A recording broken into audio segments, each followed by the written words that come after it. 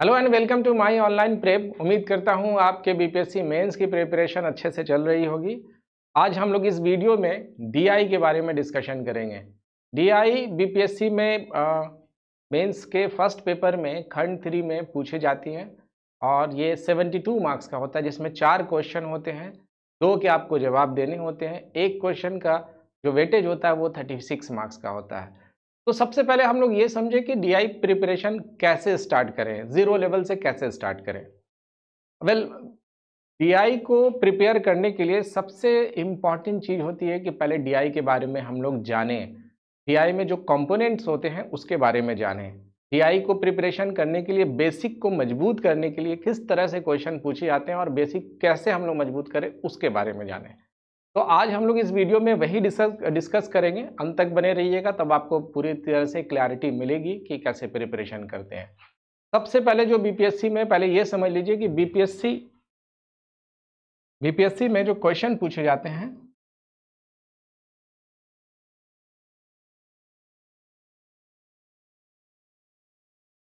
वो number of question जो होते हैं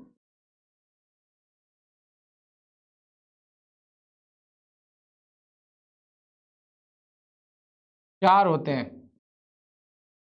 4 नंबर ऑफ क्वेश्चन होते हैं। आपको आंसर जो लिखना है वो सिर्फ 2 के लिखने हैं। 4 रहते हैं, 2 के लिखने हैं।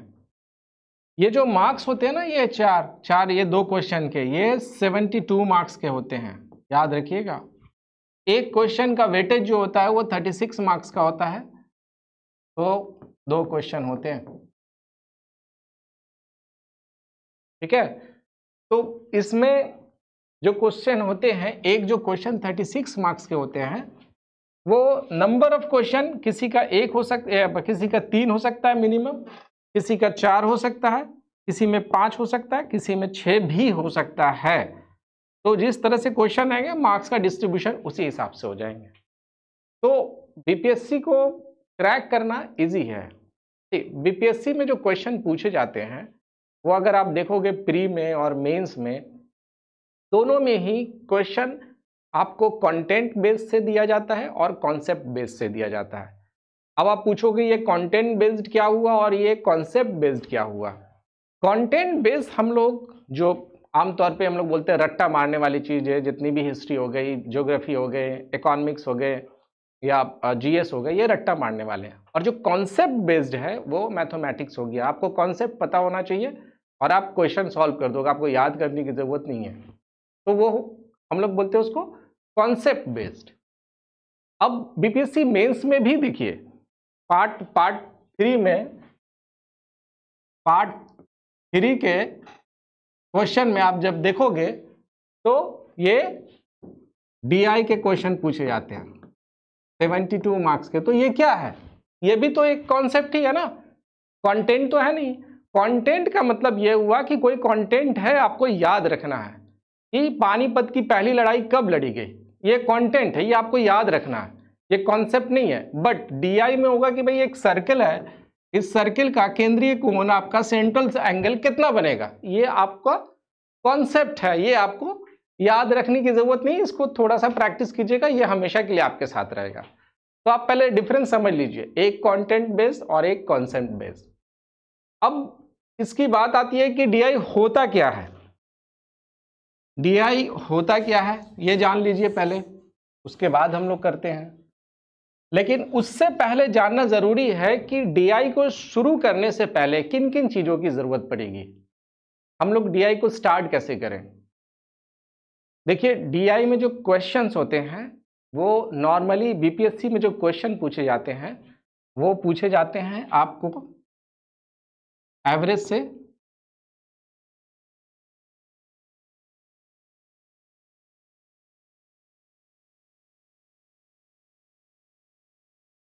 एवरेज से पूछे जाते हैं, जिसको हम लोग औसत भी बोलते हैं हिंदी में।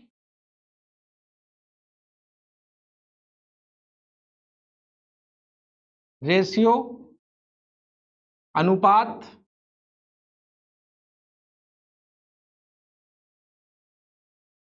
प्रॉफिट एंड लॉस,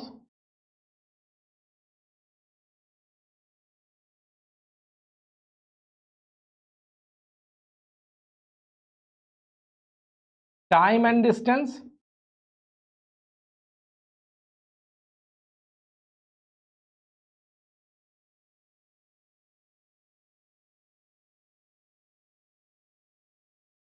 समय और दूरी, और डिस्टेंस और वर्क भी कर दीजिए। ठीक है, average, ratio, profit and loss, time and distance,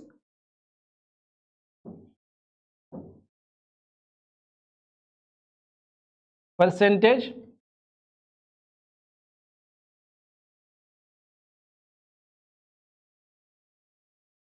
प्रतिशत,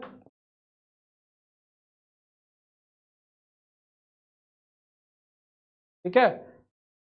6 नंबर पे आ जाइए, average, ratio, profit and loss, time and distance and लाभ हानि, इसको लिख सकते हैं।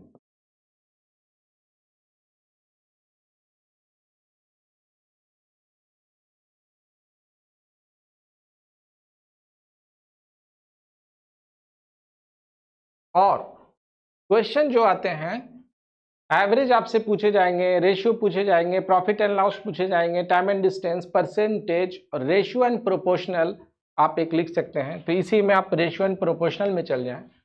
देखिए, इन सबसे अब इन सारे चीजों को बनाने के लिए आप जितने भी क्वेश्चन है ना, इनको उन सबसे इंपॉर्टेंट जो चीज है वो आपके इस चीज में आपको महारत हासिल होनी चाहिए, जिसको बोलते हैं एडिशन, जोड़। ठीक है, जोड़, सब्ट्रैक्शन, घटाव, डिवीजन, भाग और मल्टीप्लिकेशन।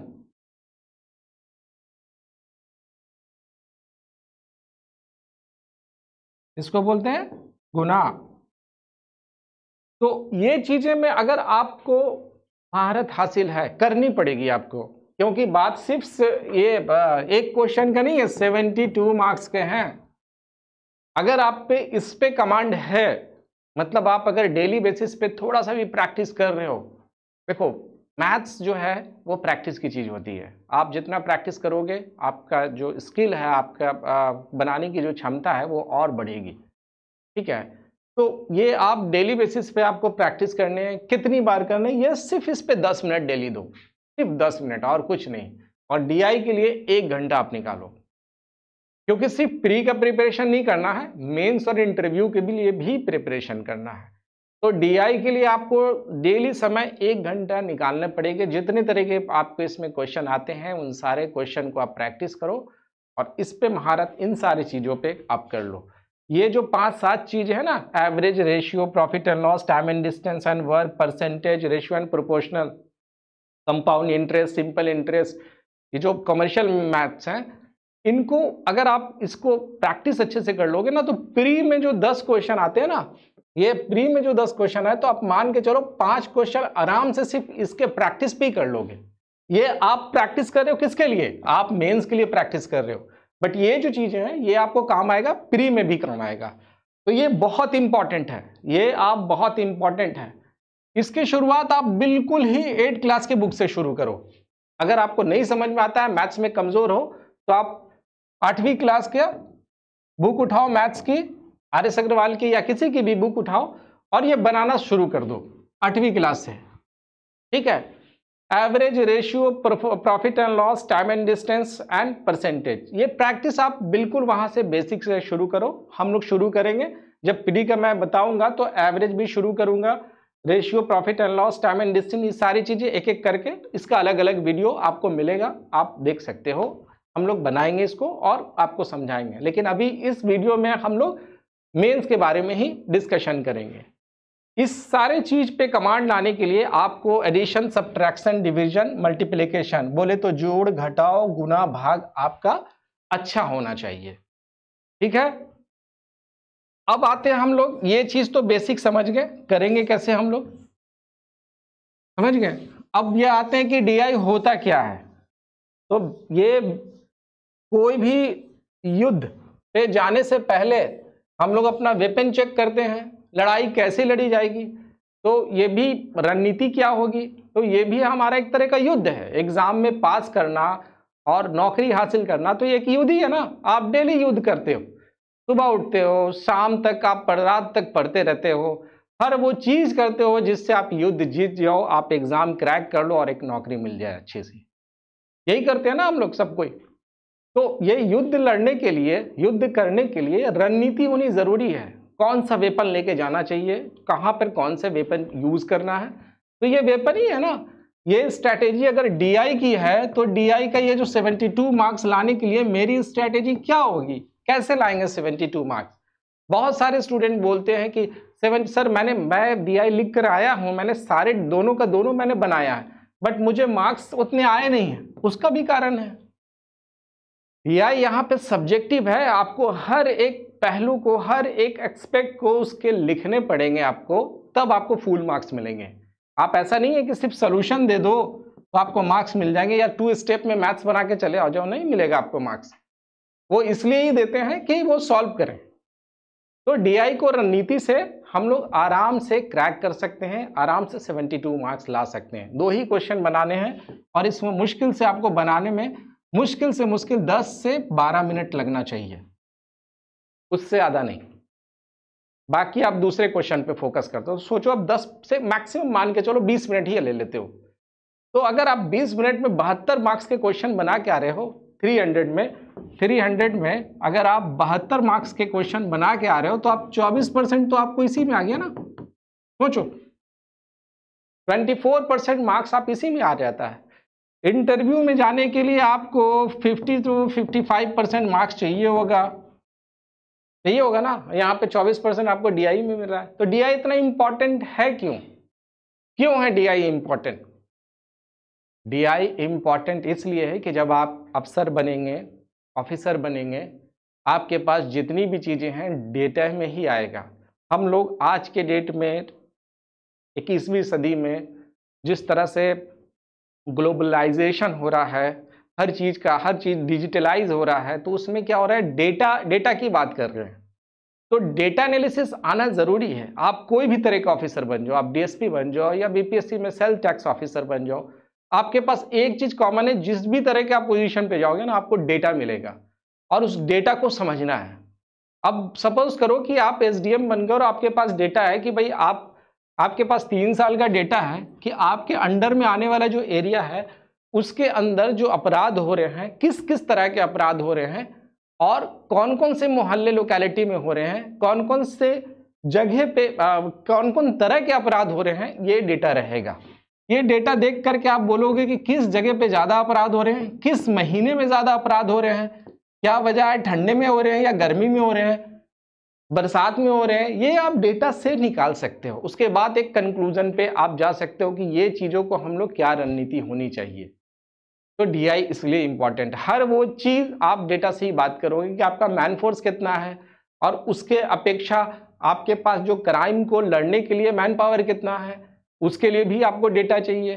तो डेटा इंटरप्रिटेशन एक ऑफिसर के लिए, चाहे आप कॉर्पोरेट वर्ल्ड में जाओ, चाहे आप गवर्नमेंट जॉब में जाओ, आपको डेटा मिलेगा और डेटा से ही आपको बात करनी है। तो इसलिए ये इंपॉर्टेंट है। अगर आप किसी तरह बिना डीआई के भी एग्जाम निकाल लो, सपोज करो, तो भी आपको बाद में ये चीज़ें सीखनी होंगी, नहीं तो आपको लोग आपको क्या बोलेंगे, आपको सीखना पड़ेगा। लोग आपको ये बोलेंगे कि ये जो ऑफिसर है इनको डीआई पता ही नहीं है, डेटा देते हैं तो समझ ही नहीं आता है। उस तरह का ऑफिसर तो बनना नहीं है। बनना है तो ऐसा बनना है कि भाई अपने छाप छोड़ जाए कि अरे सर क्या आप आए हैं, आप तो बस एक बार में सारा ही चीज़ बता देते हैं, हम लोग को यहाँ बरसों लग जाता समझने में। तो वो कुछ होता नहीं है डिफरेंट। कोई भी ऑफिसर का आप देखते होंगे कि बड़ा ही मतलब अप टू डेट ऑफिसर है, वो कहाँ से होता है, कैसे होता है, उसका बेसिक, उसके वो चीज़ों को समझने की आप ऑलरेडी पढ़ाई तो कर रहे हो, जनरल स्टडीज आपका अच्छा है, आपको सारी चीज़ों की जानकारी है। एनालिटिक डेटा, ये जो डीआई है ना, ये क्या है, ये आपका एनालिटिकल स्किल जो है वो जज करता है कि कितना आपके पास वो स्किल है। तो जिसके पास जितना अच्छा है वो उतना अच्छे चीजों को आप सूझबूझ देख सकता है, दूरदर्शिता देख सकता है। आई बात समझ में? तो ये इसलिए इंपॉर्टेंट है। तो डीआई में जानने के लिए सबसे पहले हम लोग डीआई समझे कि डीआई होता क्या है। डीआई मतलब डेटा, पहले डी इज फॉर डेटा। तो ये डेटा होता क्या है? डेटा कुछ भी हो सकता है, कुछ भी तरह का डेटा है। अब सपोज करो कि मैं एक डेटा दे रहा हूं यहां तुमको, ये है 35, ये है 36, ठीक है। ये क्या है? ये इस तरह का डेटा है। ये क्या है? डेटा है। डेटा कुछ भी हो सकता है, फैक्ट्स हो सकता है, कोई फिगर हो सकता है, ये फिगर है, कोई फैक्ट्स भी हो सकता है। अब इस डेटा इज इंफॉर्मेशन है, कोई इंफॉर्मेशन है और वो फैक्ट और फिगर्स है। इसको समझने के लिए, इसको समझने की प्रक्रिया को हम लोग इंटरप्रिटेशन बोलते हैं।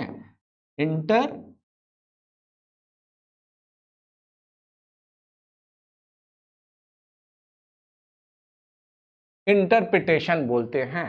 कैसे? अब सपोज करो यहां 35 है, ये क्या 35 है ये नहीं पता, ये अभी तक डेटा है। अगर मैं ये बोलूं 35 डिग्री सेंटीग्रेड, समझ में आया? Make sense? 35, अच्छा ये डेटा कोई टेम्परेचर का, ये कुछ भी हो सकता है, age, salary, temperature, counting of, कुछ भी हो सकता है, एनीथिंग। 35 कुछ भी जिस नंबर में आएगा हो सकता है, बट मैंने यहां डिफाइन कर दिया कि ये जो है वो टेम्परेचर है। अब स्टिल अभी भी वो डेटा है, स्टिल अभी भी वो डेटा है। ये भी 36 टेम्परेचर है, ये अभी भी डेटा है। अब अगर ये मैं बोलूं कि नवंबर 7, 2022 में ये पटना का टेम्परेचर था, और ये नवंबर 8, 2022 का ये दिल्ली का टेम्परेचर है। फ्रेंड्स, अब इस चीज को समझने के लिए, जिस तरह से हम लोग समझ रहे हैं कि ये 35 से सेंटीग्रेड में आया, सेंटीग्रेड से ये कहाँ का डेटा है? ये पटना का डेटा है, ठीक है, और ये दिल्ली का डेटा है। अब ये जो समझ रहे हैं, ये जो प्रोसेस है, इसी को ही हम लोग इंटरप्रिटेशन बोलते हैं। कई कई बार हम लोग ये वर्ड भी सुनते हैं कि यार उनका अपना नजरिया है समझने का, मेरा अपना नजरिया। हो सकता है आपके नजरिया से ये सही हो, मेरे नजरिया से ये गलत हो, या हो सकता है कि मेरे नजरिए से ये सही है, आपके नजरिए से गलत हो। उनके नजरिए से वो चीज ठीक लग रहा है, मेरी नजरिए से ये चीज नहीं ठीक लग रहा है। ये जो नजरिया बोलते हैं ना, इनफैक्ट वो नजरिया नहीं बोल रहे हैं। उनके कहने का मतलब वो नजरिया, वो जो डेटा पे देख रहे हैं ना, वो इंटरप्रिटेशन है उनका। उनके इंटरप्रिटेशन के हिसाब से वो उनको अच्छा लग रहा है, मेरे इंटरप्रिटेशन के हिसाब से ये मुझे अच्छा लग रहा है। समझ में आई बात? तो इंटरप्रिटेशन इट्स लाइक नजरिया, आप ऐसे कर समझते, सोचने का, देखने का, डेटा को देखने का नजरिया, कैसा है वो डेटा, हम किस कंक्लूजन पे पहुंच रहे हैं, उसको ही हम लोग इंटरप्रिटेशन बोलते हैं। तो हम लोग समझे क्या? डेटा समझे, हम लोग इंटरप्रिटेशन समझ गए कि डेटा इंटरप्रिटेशन होता क्या है। अब सपोज करो हम लोग ये समझ गए कि डेटा इंटरप्रिटेशन,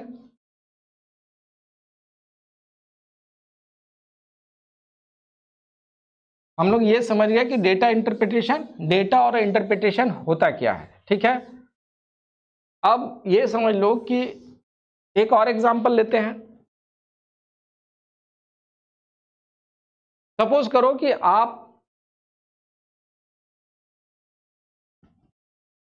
सपोज करो कि आप कार से दिल्ली टू पटना जा रहे हो, ठीक है। ये दिल्ली टू पटना जा रहे हो, समझ लो ये आप दिल्ली से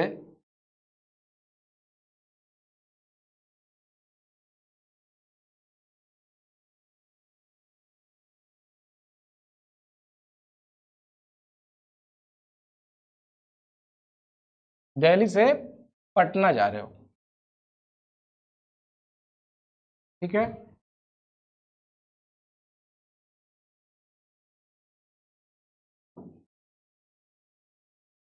अब ये कार से आप दिल्ली से पटना जा रहे हो, ये कार की जो रफ्तार है वो समझ लो कि वो 80 किलोमीटर पर आवर है, ठीक है। अभी हमारे पास डेटा क्या है, ये कार है, इसकी जो रफ्तार है, स्पीड है 80 किलोमीटर पर आवर है, और ये दिल्ली से कहाँ जा रही है, पटना जा रही है, और जिसका डिस्टेंस है मान के चलो कि 1000 किलोमीटर है। इसको कितना समय लगेगा इस स्पीड से चलने के लिए कि वो पटना पहुंच जाए। ये टाइम एंड डिस्टेंस का क्वेश्चन हो गया, ठीक है। अब इसको डेटा इंटरप्रिटेशन क्या करेंगे, ये आप समझो कि हर 100 किलोमीटर के पास ये जो है 100 किलोमीटर के पास ये ब्रेक ले रही है हाफ एन आवर, ठीक है। तो इस डेटा से हम लोग क्या बता सकते हैं, इस डेटा से हम लोग ये बता सकते हैं कि वो पटना कब पहुंचेगी। ये इसका स्पीड जो है वो 80 किलोमीटर है, और मान लेते हैं कि उसका हर 100 किलोमीटर के बाद इसका स्पीड बढ़ जाता है या 70 किलोमीटर पर आवर हो जाता है, ठीक है। या हो सकता है कि जहाँ पे ट्रैफिक जाम है वहाँ पे स्पीड कम हो जाती है, जहाँ पे हाईवे है, एक्सप्रेसवे है, वहाँ पे स्पीड बढ़ जाती है। ये सारे डेटा को कंक्लूज करने के बाद आप ये बोल सकते हो, जैसे आप गूगल मैप देखोगे, गूगल मैप कैसे दिखाता है, गूगल मैप का भी वही अपना टेक्नोलॉजी है, वो उनका मैकेनिज्म जो है बताने का जो तरीका है वो भी बिल्कुल ही डिफरेंट होता है। डिफरेंट कैसे होता है, उनका बहुत ही सटीक आप ये कह लो कि एनालाइज रहता है उस पर, कि आप अगर ट्रैफिक में जा रहे हो तो आपको वहाँ हमेशा डेटा दिखाएगा कि आपको यहाँ से हाफ एन आवर लगेगा जाने में, या जहाँ ट्रैफिक नहीं है और आपको अगर 5 किलोमीटर भी जाना है तो अगर ट्रैफिक है तो वहाँ पे दिखा देगा आपको कि हाफ एन आवर लगेगा, ठीक है। लेकिन जहाँ पे ट्रैफिक नहीं है वो बोलता है हाफ एन आवर में आप 50 किलोमीटर या 40 किलोमीटर आप पहुँच सकते हो। तो ये क्या है, वो भी एक डेटा इंटरप्रिटेशन ही करते हैं, एनालाइज करते हैं। आई बात समझ में? तो ये होता है डेटा इंटरप्रिटेशन। ये तो स्पीड की बात हो गई। अब हम लोग सीखेंगे कि डेटा इंटरप्रिटेशन कितने तरह का होता है, किस किस तरह का डेटा इंटरप्रिटेशन हो सकता है। चलिए नेक्स्ट देखते हैं। अब ये है कि डेटा इंटरप्रिटेशन कितने तरह का होता है, टाइप्स ऑफ डेटा इंटरप्रिटेशन। वैसे तो बहुत तरह का डेटा इंटरप्रिटेशन होता है। अगर आप देखोगे तो line graph, bar graph, chart graph, column graph, जो जिसको बार ग्राफ भी बोलते हैं, spider graph, scatter graph, radar graph, radar graph, waterfall graph, और बहुत तरह का मिक्स ग्राफ, अदर ग्राफ्स, बहुत तरह के ग्राफ्स होते हैं डेटा इंटरप्रिटेशन में। लेकिन हम लोगों को जो फोकस करना है बीपीएससी के प्रिपरेशन को लेकर के, उसमें हम लोग को वो देखना है जो बीपीएससी क्वेश्चन पूछती है उस पर ही फोकस करेंगे। तो सबसे पहले देखते हैं कि कितने तरह का होता है। पहले आप आ जाओ कि डेटा जो होता है वो दो तरह का होता है, ये डेटा इंटरप्रिटेशन। एक आपको ग्राफ्स होते हैं, दूसरा टेबल, डेटा टेबल। ये दो ही तरह के होते हैं डेटा इंटरप्रिटेशन। बट फर्दर अगर हम लोग ग्राफ के अंदर, ये क्या क्या हो जाएगा, ये लाइन ग्राफ हो जाएगा, रेखा ग्राफ भी बोल सकते हैं, रेखा सारणी भी बोल सकते हैं,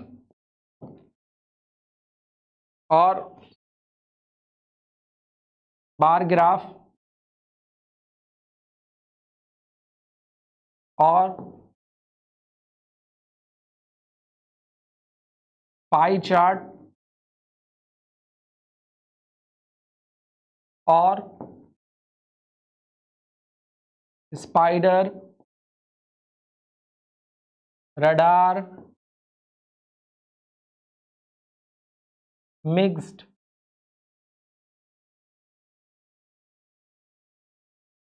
ये सब भी तरह का होता है। हम लोग को सिर्फ ये 3 चीज पे फोकस करना है, लाइन ग्राफ, बार ग्राफ, पाई ग्राफ और एक ये टेबल। ये 4 चीज पे ही फोकस करना है ग्राफ में, हम लोग ये 3 चीज और ये टेबल पे। क्वेश्चन जो पूछे जाते हैं वो मिक्स रहते हैं, कभी कभी मिक्स क्वेश्चन आ जाएगा, लाइन ग्राफ में ही बार ग्राफ रहेगा या लाइन ग्राफ के अंदर पाई चार्ट रहेगा, बहुत तरह के, ये इसको मिक्स भी कर सकते हैं, या टेबल रहेगा या पाई चार्ट रहेगा, या टेबल के साथ ग्राफ दे देंगे, बार ग्राफ दे देंगे और फिर लाइन ग्राफ दे देंगे।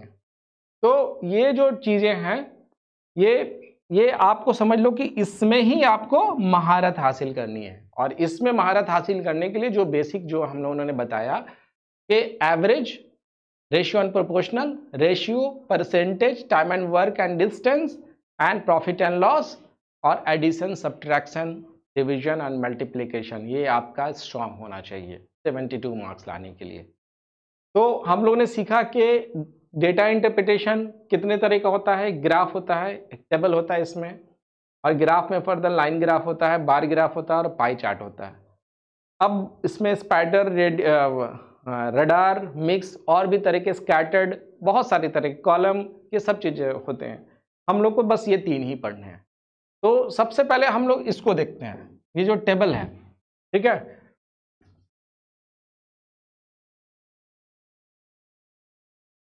अब ये जो टेबल है, जब भी आप देखोगे टेबल अगर इस तरह से रहता है, कोई भी टेबल,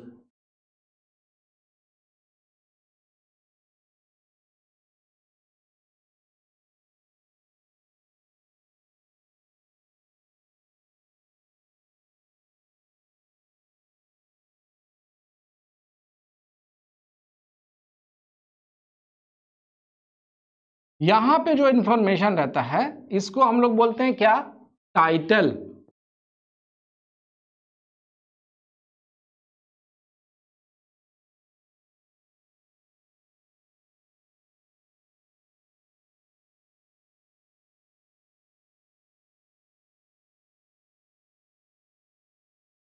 तो क्या बोलते हैं, टाइटल।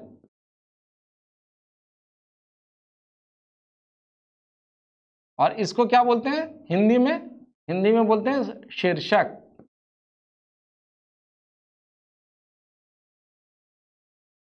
शीर्षक बोलते हैं, ठीक है। इसको क्या बोलते हैं, इसको बोलते हैं कॉलम हेड। क्या बोलते हैं, इसको बोलते हैं कॉलम हेड।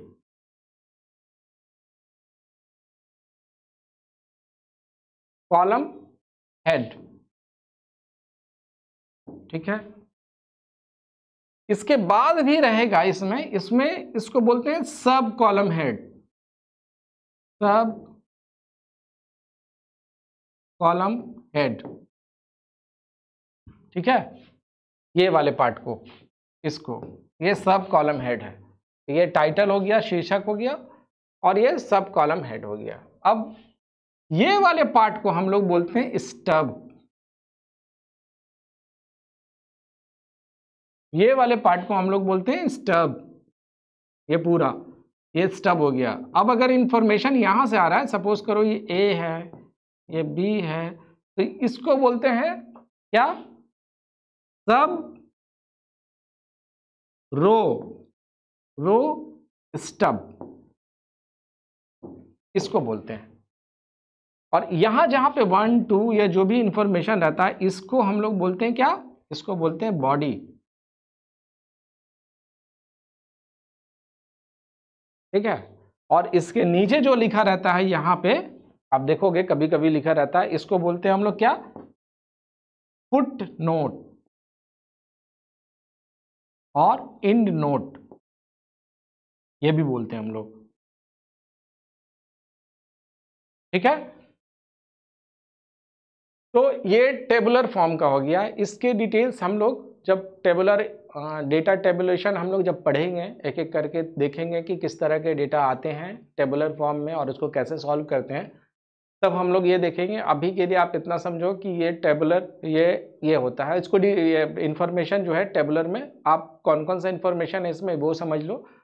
और इसके बाद जब हम लोग शुरू करेंगे टेबुलर तो उसमें भी हम लोग डिटेल से इसको बताएंगे।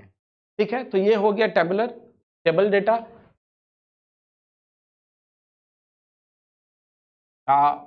डेटा टेबल, ये हो गया डेटा टेबल। ठीक है, अब दूसरे तरह का एक होता है क्या, अब आइए लाइन ग्राफ। लाइन ग्राफ से शुरू करते हैं। ठीक है,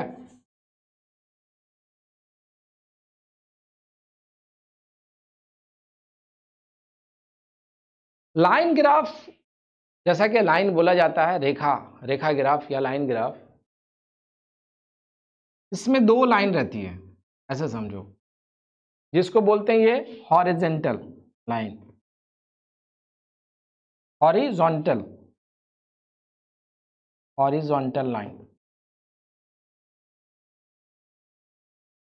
और एक होता है ये वर्टिकल लाइन।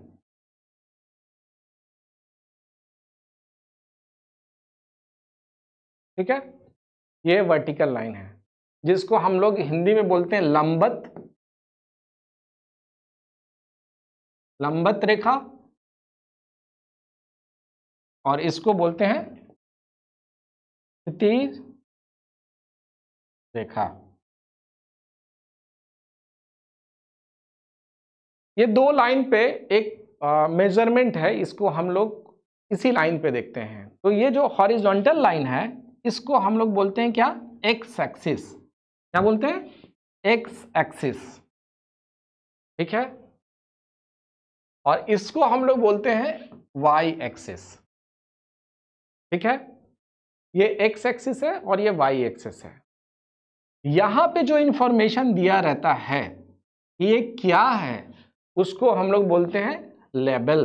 क्या बोलते हैं, लेवल, वाई एक्सिस लेवल, क्योंकि ये वाई का है, इसको हम लोग क्या बोलते हैं, वाई एक्सिस लेवल।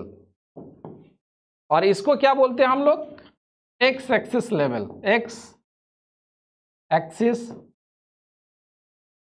एक्सिस को हिंदी में बोलते हैं अक्ष, अक्ष भी अक्ष बोलते हैं, एक्स एक्सिस लेवल। लेवल को लेवल ही पढ़ो, इधर वाले इंफॉर्मेशन को। तो ये जो इंफॉर्मेशन यहां पे रहता है उसको बोलते हैं एक्स एक्सिस लेवल, और इधर वाले इंफॉर्मेशन को हम लोग बोलते हैं वाई एक्सिस लेवल। ठीक है, और ये पॉइंट होता है यहां से 0 से स्टार्ट। यहां पे जब लाइन ग्राफ की बात आएगी ना, तो आप एक तरह से समझ लो ये टाइम लाइन की बात करते हैं, ये टाइम रहेगा।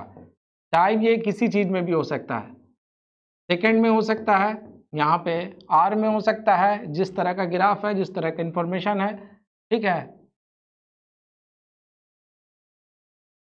आर में हो सकता है, और क्या हो सकता है, डे में, वीक में, मंथ में, और ईयर में, ये हो सकता है।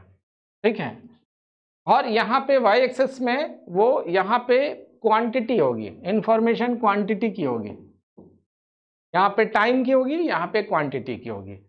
अगेन ये वाली जो लाइन ग्राफ है, जब हम लोग लाइन ग्राफ स्टार्ट करेंगे ना दूसरे वीडियो में, तो आप लाइन ग्राफ को आप देखना है डिटेल से, उसमें हम लोग फिर डिस्कस करेंगे। अभी के लिए ये लाइन ग्राफ है। फिर और क्या होता है, फिर आ जाते हैं हम लोग, अच्छा एक चीज और, इसमें हम लोग ने लाइन ग्राफ में एक चीज नहीं बताया। अब यहाँ पे जैसे कोई इंफॉर्मेशन होता है, जैसे मान लेते हैं कि आप ऐसे समझ लो कि आपके क्लास में, या फिर आप कोई ये कर रहे हो कि आपका ऐसे ऐसे समझो कि अगर कोई इंफॉर्मेशन हम लोग ऐसे लेते हैं कि अगर मान लेते हैं कि क्लास में कौन से दिन में सारे बच्चे अपेयर होते हैं, कौन से वो डेज हैं जिसमें सारे बच्चे अपेयर होते हैं। तो सपोज करो कि ये डे 1 है, 1 तारीख है, ये 2, ये 3, ये 4, ये 5, ये 6। ठीक है, अब इस 5 में से बोलते हैं कि भाई कि ये जो पहला तारीख के पहले दिन में ना टोटल क्लास में 100 लोग हैं, 100 स्टूडेंट हैं। ठीक है, उसमें से 40% आए हैं स्कूल 1 तारीख को। ठीक है, उसके बाद दूसरे वाले दिन दूसरे वाले दिन अगर हम लोग बात करें तो सपोज करो कि 50% लोग का अपेयरेंस हुआ है, अटेंडेंस है 50% है, ठीक है। तो दूसरे वाले दिन यहाँ पे ये 50 है, यहाँ पे ये 30 है, यहाँ पे ये 20 है और यहाँ से 0 है, फिर यहाँ पे 60 है और यहाँ पे 70 है, इसी तरह आगे बढ़ रहा है। तो यहाँ पे आप समझ लो ये 40 है, दूसरे दिन 50 है, ये यहाँ से गया 50 है, ठीक है, ऐसे समझो 40 है, यहाँ पे एक डॉट दिए। अब 2 तारीख को 50% ही स्टूडेंट आए, ठीक है, 3 तारीख को 60% ही स्टूडेंट आए, ठीक है, और 4 तारीख को फिर से 40% आए और 5 तारीख को फिर से 60% स्टूडेंट आए। तो ये जो डेटा है यहाँ पे डेज आप लिख सकते हो लेवल में, डेट, और यहाँ पे परसेंटेज। अब क्या होगा यहाँ पे जो आपका लिखाएगा वो लिखाएगा अटेंडेंस परसेंटेज, अटेंडेंस परसेंटेज। अब एक चीज देखो इसमें कि जब इस डॉट को आप कनेक्ट करोगे ना,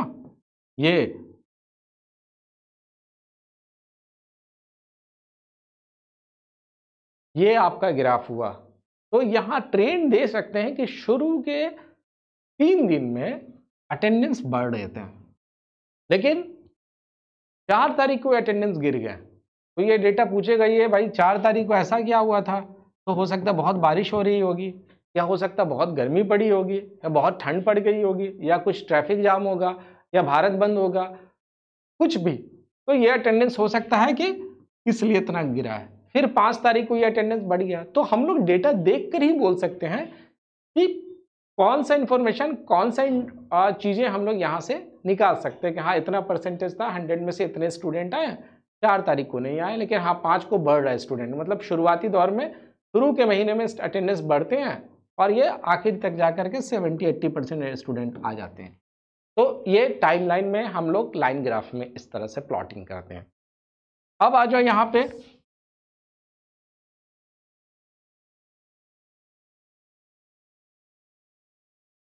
दूसरा हम लोग ने क्या क्या देख लिया, हम लोग ने डेटा टेबल देख लिया,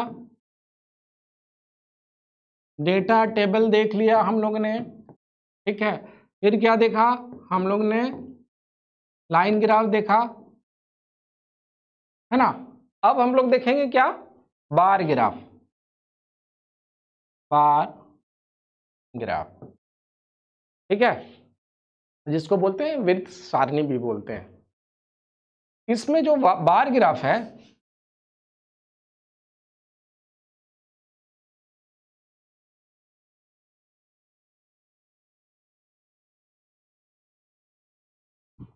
ये जो बार ग्राफ है इसमें भी y एक्सिस होंगे और इसमें भी x एक्सिस होंगे, ठीक है, ये x एक्सिस होंगे, इसमें भी लेवल होंगे, ये भी लेवल होता है, और यहां पर भी लेवल होंगे,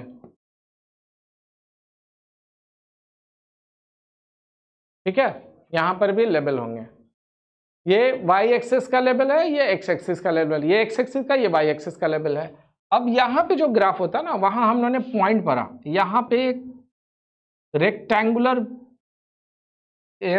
आ जाएगा, यहाँ पे एक रेक्टेंगुलर शेप आ जाता है। तो ये जो शेप है ये बताता है फ्रीक्वेंसी। तो यहाँ पे आपका फ्रीक्वेंसी, आवृत्ति जिसको हिंदी में कहते हैं, इसमें फ्रीक्वेंसी बताता है कि हाँ भाई ये फ्रीक्वेंसी कितनी है, और यहाँ पे कैटेगरी डालते हैं हम लोग, ये कैटेगरी है यहाँ पे। तो अगर ये मैं बोलूं कि एक एग्जांपल लेता हूं कि कोई क्लास में सर्वे हो रहा है कि भाई जो 6 से लेकर के स्टैंडर्ड 10 तक कितने स्टूडेंट हैं जो जिनको ऑप्शनल पेपर में ये सारे सब्जेक्ट पढ़ते हैं, ऑप्शनल पेपर कितने कितने ने ऑप्ट किया है। तो सपोज करो ये 6 स्टैंडर्ड 6 है, ठीक है, ये 7 है, ये 8 है, ये 9 है, ये 10 है, ऐसे। अब ये ऑप्शनल पेपर है, ये हमारा कैटेगरी दिखा रहा है कि स्टैंडर्ड है और यहाँ पे फ्रीक्वेंसी है। तो ये इस फ्रीक्वेंसी में सपोज करो कि ये जो फ्रीक्वेंसी है हम लोगों ने दिया है, यहाँ पे मान लेते हैं टोटल 100 बच्चे हैं, ठीक है, और यहाँ पे 80 है, यहाँ पे 40 है और उसके बाद 20 है और ये 0 है, ठीक है। अब एक चीज है कि ये जो ग्राफ है, सपोज करो कि कितने लोग हैं जिन्होंने ऑप्शनल पेपर में म्यूजिक ऑप्ट किया है, म्यूजिक ऑप्ट किया है, ठीक है। तो स्टैंडर्ड 6 के बच्चे जो हैं वो 50% जो हैं उन्होंने म्यूजिक ऑप्ट किया है। फिर उसी तरह से अगर हम लोग स्टैंडर्ड 7 के जो बच्चे हैं वो 45% बच्चे म्यूजिक ऑप्ट किए हैं। स्टैंडर्ड 8 में थोड़ा ज़्यादा है, 60% ऑप्ट किए हैं। स्टैंडर्ड 9 में 55% ऑप्ट किए हैं और स्टैंडर्ड 10 में 60% ऑप्ट किए हैं। ऐसा ये फ्रीक्वेंसी, तो जब भी बार ग्राफ में क्वेश्चन आएंगे तो ये ऐसे ही आएंगे। इसमें मिक्स भी हो सकता है, इसमें लाइन ग्राफ भी हो सकता है। तो कभी कभी ये जो डेटा है ना, ये यहाँ पे टाइम लाइन दे करके आपको पॉइंट दे देगा ऐसे, और वो आपको प्लॉट करना होगा ऐसे ऐसे करके। तो कभी कभी वो मिक्स्ड ग्राफ हो जाता है, वो हम लोग नेक्स्ट सेशन में देखेंगे, नेक्स्ट सेशन में हम उसको बताएंगे। अभी आप समझ लो कि बार ग्राफ होता क्या है और इसको कैसे प्लॉटिंग करते हैं। इधर वाले पार्ट को लेवल कहते हैं, यहाँ पे कैटेगरी होती है कि किसी भी तरह की कैटेगरी, और यहाँ पे फ्रीक्वेंसी होती है, ठीक है। इधर वाले को हम लोग को वाई एक्सिस लेवल बोलते हैं और एक्स एक्सिस लेवल बोलते हैं। वाई अक्ष लेवल बोल सकते हो और एक्स एक्सेस लेवल बोल सकते हो। अब जो तीसरा, ये हम लोगों ने बार ग्राफ देख लिया। अब आइए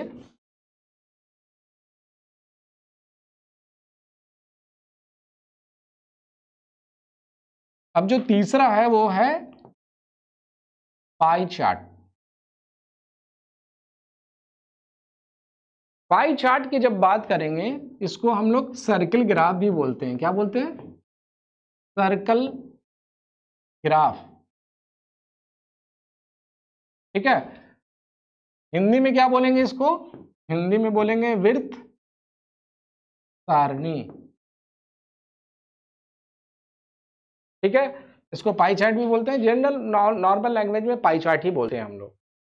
इसमें एक सर्कल होगा, ठीक है। अब इस सर्कल में, परफेक्ट नहीं बना, ऐसे समझो, ये एक सर्कल होगा। इस सर्कल में इंफॉर्मेशन होगा। सर्कल में जो इंफॉर्मेशन होगा ना, वो सिर्फ दो ही तरह की इंफॉर्मेशन देंगे। तो यूनिट होगा इनका, मेजरमेंट, जो मेजरमेंट होगा वो दो ही चीज में होगा। एक होगा डिग्री में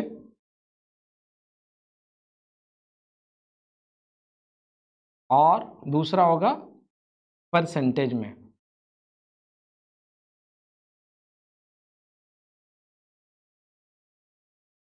एक डिग्री में, दूसरा परसेंटेज में।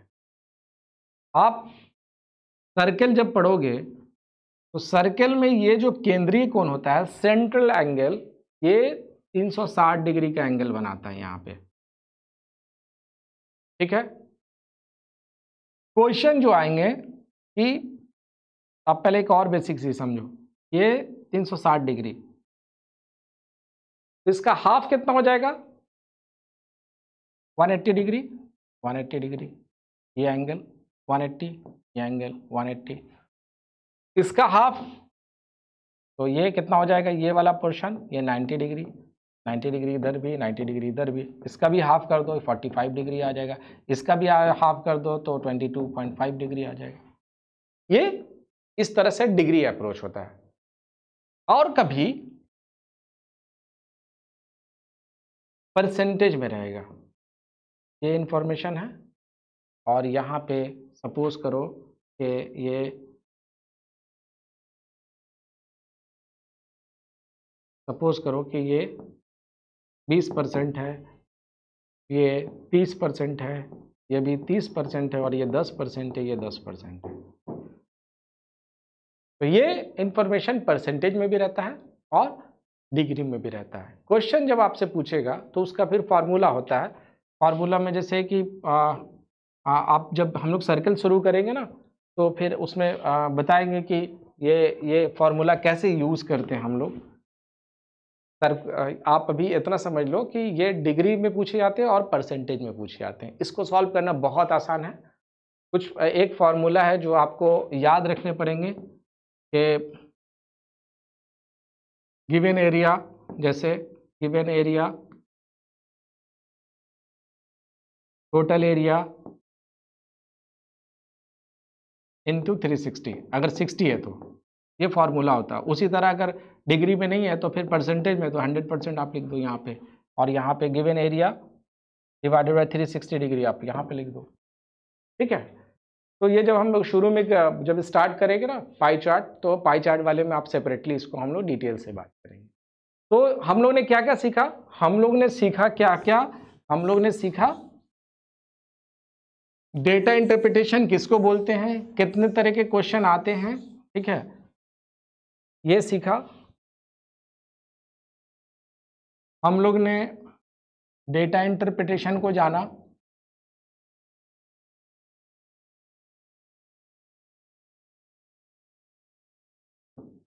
उसके बाद क्या जाना? हम लोगों ने जाना कि इनके टाइप्स क्या होते हैं। तो डेटा टेबल सीखा हम लोगों ने। फिर क्या सीखा हम लोगों ने? हम लोगों ने सीखा लाइन ग्राफ सीखा। और क्या सीखा फिर हम लोग ने? बार ग्राफ सीखा।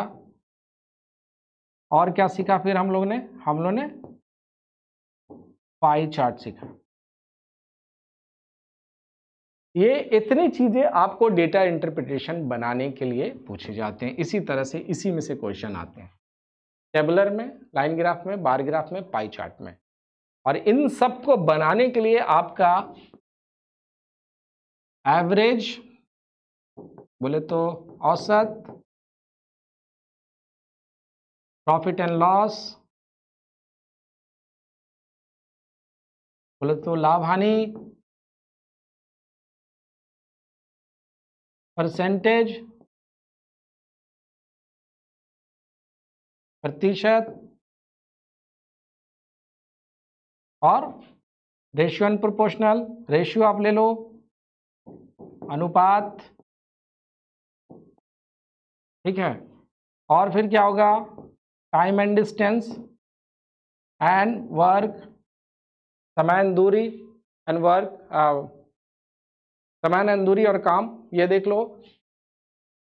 समय दूरी और समय और कार्य, ये आप बोल सकते हो। और क्या चाहिए होगा इसमें? इन सब को profit and loss, percentage, ratio, time and distance. ठीक है, और इन सब को बनाने के लिए जो आपको चाहिए होगा वो आपको आपके एडिशन, सब्ट्रैक्शन,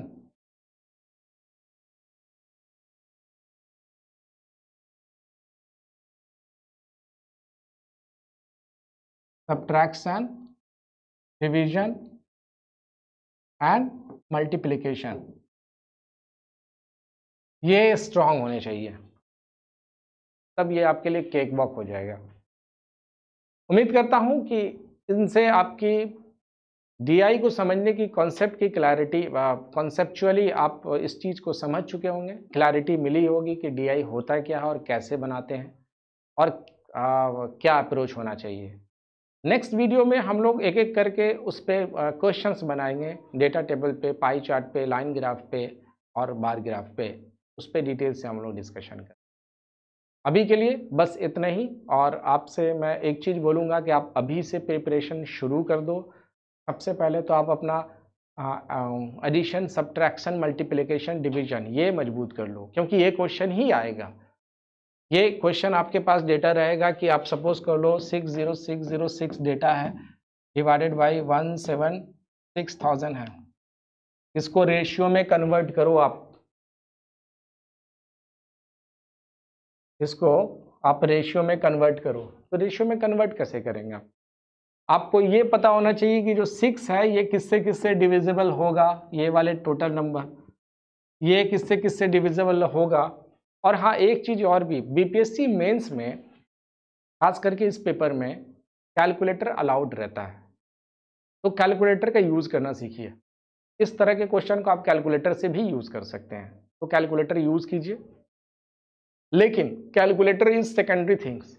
आप अपने आप को इतना महान बना लीजिए इसमें कि कैलकुलेटर की ज़रूरत नहीं पड़ेगी। किसी सेंटर में पता चला, कभी बहुत सारे ऐसे इश्यूज होते हैं कि कैलकुलेटर अलाउ ही नहीं किया जबकि अलाउ है, लेकिन आप क्या कीजिएगा, जब अलाउड ही नहीं किया तो आप डिपेंडेंट हो जाएंगे। अगर ले जाने के लिए है आप लेके जाओ, मना कर दे तो छोड़ दो, लेकिन अलाउ है, अगर यूज़ कर लिया तो बहुत अच्छी बात है, टाइम बच जाएगा। लेकिन उससे पहले हम लोग को ये प्रिपेयर करना है खुद को कि ये जो डिविजिबल है इसमें जो हम लोग को रेशियो निकालना है कैसे निकालेंगे। तो हम लोग को हर एक नंबर का ये डिविजिबिलिटी होना चाहिए कि ये 6 से डिविज है कि नहीं, ये 5 से है कि नहीं, ये 7 से है कि नहीं, ये 27 से है कि नहीं। तो जैसे ये सारी चीज़ों को कब आप सीखोगे, जब ये आपका स्ट्रांग रहेगा, एडिशन, डिवीजन, सब्ट्रैक्शन, मल्टीप्लिकेशन। जब ये स्ट्रांग रहेगा तो आपका ये स्ट्रांग रहेगा, average profit loss and percentage ये स्ट्रांग रहेगा, तो प्री में आपको 5 मार्क्स तो एटलीस्ट मिल ही जाएगा इससे, सिर्फ इसी से। बाद बाकी नंबर सिस्टम और बाकी सब चीज़ों को तो आप छोड़ दो, 5 मार्क्स तो सिर्फ आपको इसी से आ जाएगा, क्योंकि 5 क्वेश्चन इससे रहते ही हैं। तो आपको देखो फायदा क्या क्या हुआ, एक तो आपको यहाँ पे यूज हो गया, 5 मार्क्स यहाँ से आ गया। दूसरा, यही चीज़ें आप प्रैक्टिस कर रहे हो 7 मेंस के लिए, तो सोचो कितना फायदा है कि आप अभी से प्रैक्टिस कर रहे हो तो मेंस में भी 72 मार्क्स ला सकते हो और प्री में भी 10 मार्क्स ला सकते हो। तो जिनका 1 मार्क्स से एग्जाम छूटा है, 2 मार्क्स से, 3 मार्क्स से, 5 मार्क्स से एग्जाम छूटा, और जिन्होंने मैथ्स को अप्रोच भी नहीं किया, टच भी नहीं किया, सिर्फ तुक्का मार के चले आए, उनके दिल से पूछो कि कम से कम इतनी तो हमारे पास क्लैरिटी रहती कि हम जो क्वेश्चन दिए हैं, आंसर दिए हैं, वो 100% सही होगा। मैथ से क्वेश्चन 10 मार्क्स हम ले करके चले आ सकते हैं प्री में। उसी तरह 72 मार्क्स, 24% मार्क्स हम मेंस के फर्स्ट पेपर में से निकाल सकते हैं, सिर्फ डीआई के बदौलत, मैथ्स के बदौलत। ये आपको रट्टा नहीं मारना है, क्योंकि ये कॉन्सेप्ट बेस्ड एग्जाम है। कंटेंट बेस्ड के लिए तो अपनी अपनी क्षमता है, किस तरह से आप पढ़ रहे हो और कितना याद रखते हो, कितनी बार प्रैक्टिस करते हो। तो आज के वीडियो में इतना ही, फिर मिलते हैं फिर दूसरे वीडियो में। इसको डिस्कस हम लोग विस्तार से करेंगे फिर। Okay, thank you.